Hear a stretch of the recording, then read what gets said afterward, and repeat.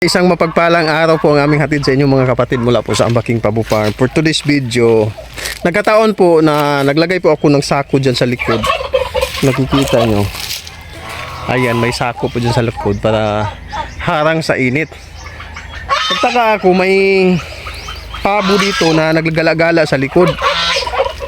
Nang tiningnan ko, may sisiw na siya na sumusunod sa kanya. Ilang piraso, di ko lang alam kung kailan lang ito. Pero kumbaga, parang pinagkaloob talaga na makita, maglagay ako dyan ng sako, yan o. Nang sa gadon is masave ko po ang itong mga sisiw na ito. Hala, mukhang apat ata yung sisiw niya. Isa, dalawa, tatlo, apat, lima. Ang nangyari kasi dito mga kapatid, hindi ko na masyadong tinitingnan dito sa bandang likod. Damuhan kasi ito eh. Iwan ko lang kung saan ito naglimlim. Summer ngayon, so makapagpapipsa pa talaga siya dahil mainit yung panahon, hindi ito naulanan. Psst, bro ni! Away hawa na! Hindi mo nang kanon ng piso. So, may nakikita ako 5 atang sisiw eh. Kanina, isa lang yung nakita ko pero black bronze kasi yung ibang sisiw kaya ganito yung nangyari. Oh, salamat sa Diyos. Kahit ganito yung nangyari, nagkaroon ako ng sisiw. Iwan ko lang kung saan ito naglimlim. Possible talaga na dito ito naglimlim. Bali mga kapatid, nakita ko na po kung saan po siya naglilimlim. So, ito po, nasa ilalim po siya ng ayan. So, kita naman yung ebidensya na dito talaga siya nagpisa. Pati bulb ng ilaw kanyang nilukuban. May 6 na hindi napisa. So, ito 5. Ayun po talaga yung possible. So, baka may nakain ito. Kasi 12 to 15 ang madalas na itlog ng pabo. Kung 6 na tira tapos 5, 11. Baka 11 lang yung itlog na itlog dito. Payat po yung nanay kasi ayun, hindi ito nakakain mula nang naglimlim. Kasi hindi ako napapakain dito sa labas eh. Ayan po yung aking kulungan. Ayan, may harang dito eh. Lumipad dito sa itaas.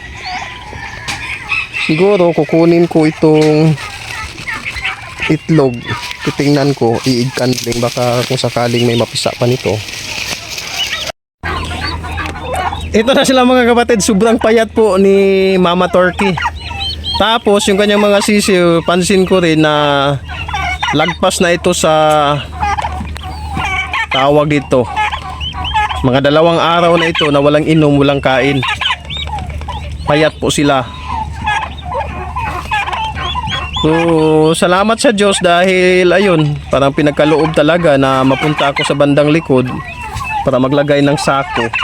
Kasi kanina lang rin ako naglipat doon ng pabo. Tumising ako ng maaga-aga para mailipat ko doon yung pabo. So, nagkataon na nakita ko po ito. Posible po silang ma-heat stroke dahil sa init ng panahon, walang kain, walang inom. So, sana mag-survive itong 5 piraso. Sige na Mama Turkey, pakainin mo na yung mga sisiw mo, turuan mo. So ayan, gutom po talaga siya. Payat po siya mga kapatid kasi mahirap nang pumasok ang pabo once nakalabas po sila. Yan po yung reality dito sa kulungan. Mas nakakalabas sila pero yung iba ay bright gamay nga pabo pero itong iba mostly talaga hindi nakakapasok. So, papailawan ko na lang siguro ito na sa ganun is lalagyan ko ito ng electrogen powder mamaya na sa ganun is makabawi po sila.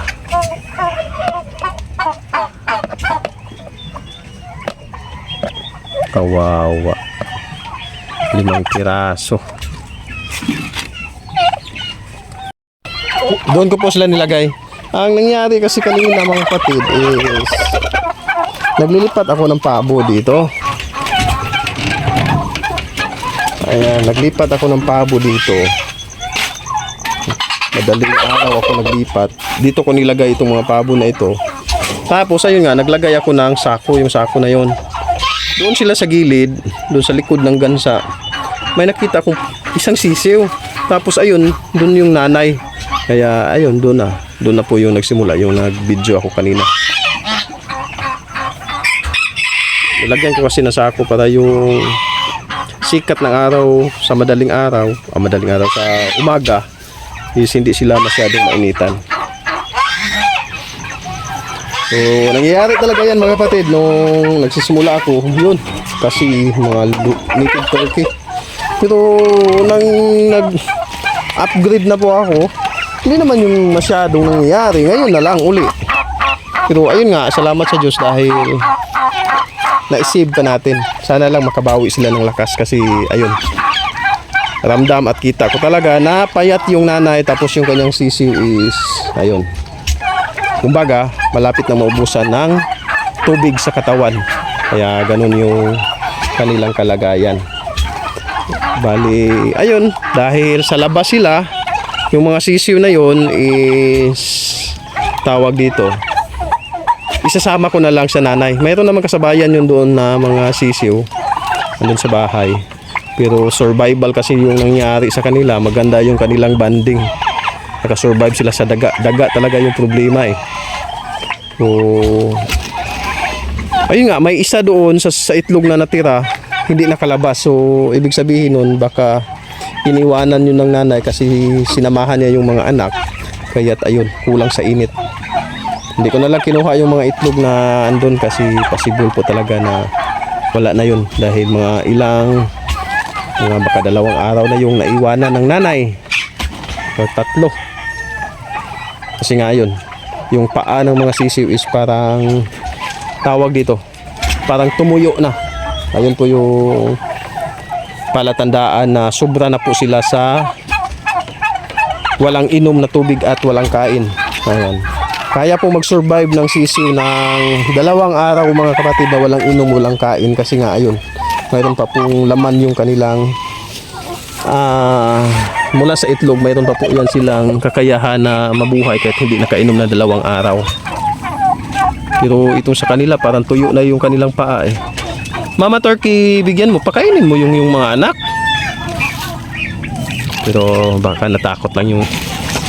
Ayan po mga kapatid, nakakatuwa at masaya po sa kalooban na kahit ganong sitwasyon is ayun nga, mayroon pa rin dagdag sisiw. Salamat po sa Diyos, pag-ibig.